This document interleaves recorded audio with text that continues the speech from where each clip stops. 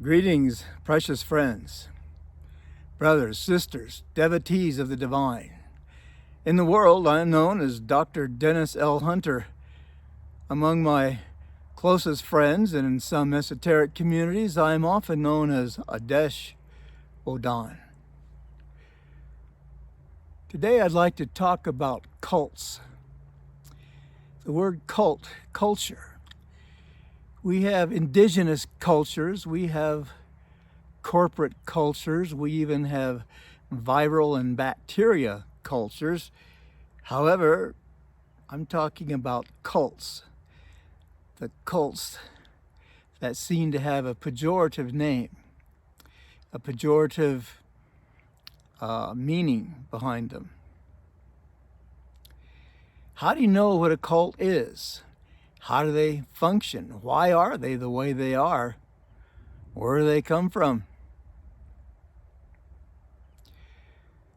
Generally speaking, a cult has something special to offer. People come and they have a need, a desire to know or to experience or to understand. They may not even know they're looking for something. They suddenly stumble upon an idea or a group or an activity, and suddenly, or perhaps slowly, they become interested. Cults fulfill basic human needs, and that is their strength, and that is their power, that is their attraction. Cults will usually form around a central concept or idea or group of teachings, most often put out by a certain charismatic individual, someone who has seemingly magical insights and understanding, someone who's wise, empathetic, and has the ability to see into the human heart and soul, and understand the true nature of things, and they have an answer for life's questions, an answer that comes all the way down to you, to how you should live and what you should do. Cults tend to have a progression. They have a birth and a growth, sometimes rapid, and then suddenly an explosion of interest and involvement, and then they deteriorate like a fruit on the vine. They become rotten. They fall from the tree, they fall from grace, and can cause a lot of destructive experiences and emotional heartache for those who allow it to happen. At the core of a cult is one thing perhaps we should always remember. The core of a cult has three basic primal purposes. It's control, control, and control. The ideas of the cult, the personages of the cult, they have a concept, a way of believing, and you must believe that way. If you don't, you're not one of them. You become an outsider, you can become ostracized. They want to control often your money, how you spend your time. They want how you express your sexuality, if at all, when and how and with whom. They want your dedication, they want your commitment, they want your fealty.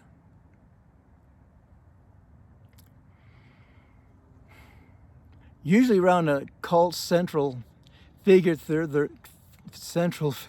a cadre, a circle of the ones who are close in, and usually by years or commitment or by effort or by the sheer time and energy expended, they become that inner ring for whom it is important to maintain the guidelines and maintain the power structure, because they become the ones that may suffer the most if things don't work out, if things fall apart, if things are questioned. You can tell you are in a cult if you notice alternative ideas or explanations are simply not allowed. There's only one way to think, one way to believe. There's one source of this truth, this information, and it isn't from you because you don't know. You are subservient. You are the perhaps devotee or the student. You are not the teacher. You are not the enlightened one. You are not the all-knowing elitist. And by joining this group, life becomes clearer. You know who you are, what you're supposed to do, what your purpose is in it, how you're supposed to function, how you're supposed to be. And it can be very enticing and rewarding to suddenly not have to deal with so many of life's questions because they're answered for you on a silver platter. Gold if you prefer. So what happens in a cult is that it becomes almost an insatiable desire to control people, a need to control, a need to know, a need to have people serve them, whether it be the one in the middle or the inner circle around them that supports the whole thing. In fact, an inner circle sometimes can push and coerce and frame a leader, a teacher, to becoming more of a cult leader than perhaps they would have. It's a pyramidal thing. The ones at the top do well, the ones at the bottom give all to that which is on top. If you discover that you think you might be in a cult, are you allowed to think differently? Do they control how you dress? Do they have their own particular language, their own particular expressions, own particular ways of words that they come up with to express different ideas and concepts? How do they feel about others, other groups, other peoples? Are they too worthy, or are they just don't understand? Are they ignorant? Are they easy to dismiss? These are all things that begin to happen with a cult. And for sure, they are driven not just one, because it takes more than a leader to be a cult. It takes the followers who comply and follow. And when they begin to have their doubts, that rigid control, that power-hungry, insatiable desire to control others and to be seen as the better, as the best, as the all-knowing, as the benevolent ones. If that gets threatened, sometimes the cults turn into a living hell.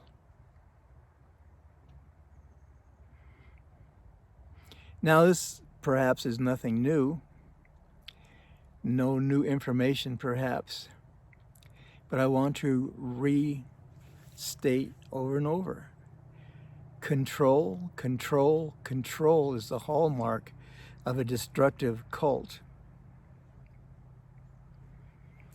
Now, to some degree, every organization, every teaching, every group of people that comes together to do something, to complete something, to create something, to maintain something is a cult. There is a leader, there's a set of beliefs, there's a way of thinking, a way of doing things. What's different about a destructive cult is that it begins to rot from the inside. It becomes more important to have control than it is to get the job done. The job, the enlightenment, the knowledge, the healing, the joy becomes secondary to the authoritarian perspective that everyone must follow and everyone must obey. And what do they control? They control your mind, how you are allowed to think, what you are allowed to believe. They do not encourage independent thought. Oh, they may say they do, but the results is always the same. Creative thinking means this is what you believe. If you believe otherwise, you are lost. Money, of course, is power. And your time is power. How do you spend your time? How do you contribute? How do you participate? Are you finding things getting tighter and more restrictive? When you have questions and doubts, are you allowed to question? Are you allowed to process? Are you allowed to consider? Another major issue with a cult is you'll discover that no one ever seems to ever graduate.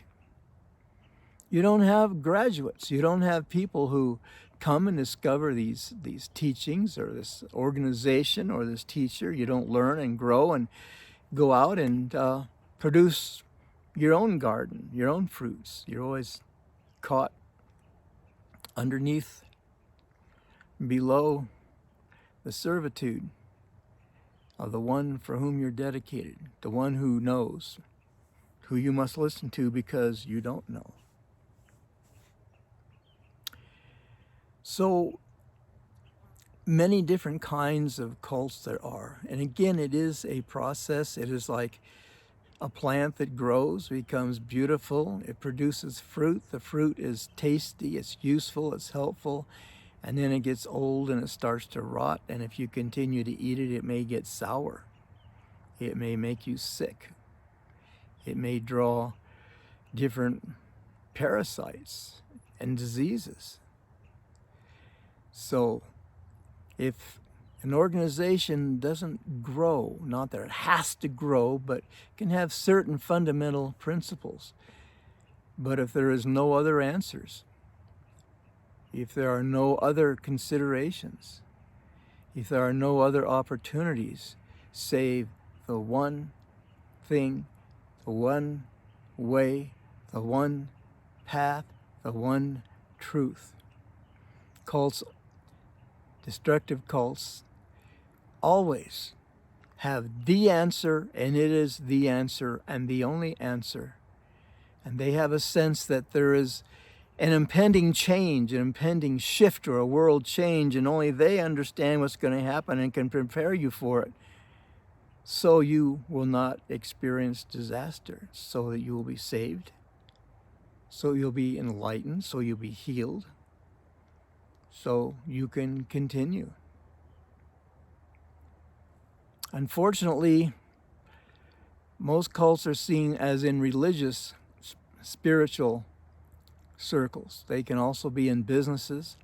You can get involved in organizations, sales organizations, that they're going to show you how to be successful, how to have friends, how to dress, what to say, what to do, how to present this wonderful product.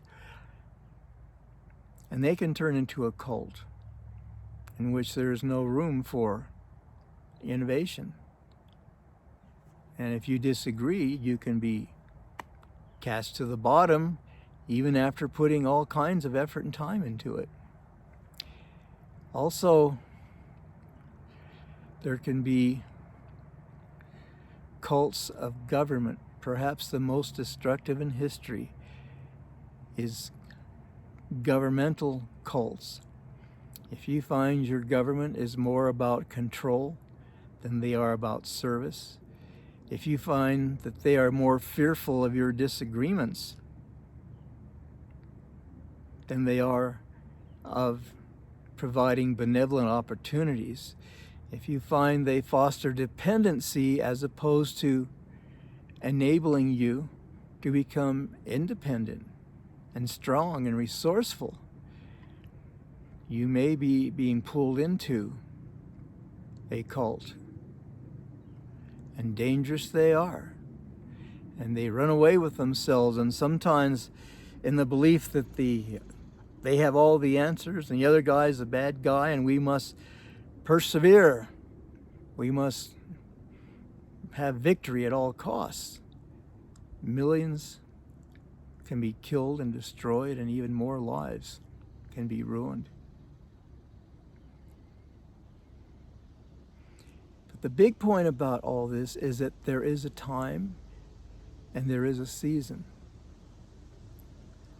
And no matter how oppressive, how wicked, how difficult is the cult, as it brings its fist together and squeezes harder and harder to control, it reveals itself. It reveals its weakness, in that its lust for power, its greed, its lust to dominate and to be worshipped and be accepted and to control all aspects of your life. But the more they squeeze, the more it's revealed. For God is not mocked. Truth does out. And even though there may be much turmoil and anguish in the long run, the harder and the faster they grow, the quicker and the more complete is their destruction, because they reveal themselves.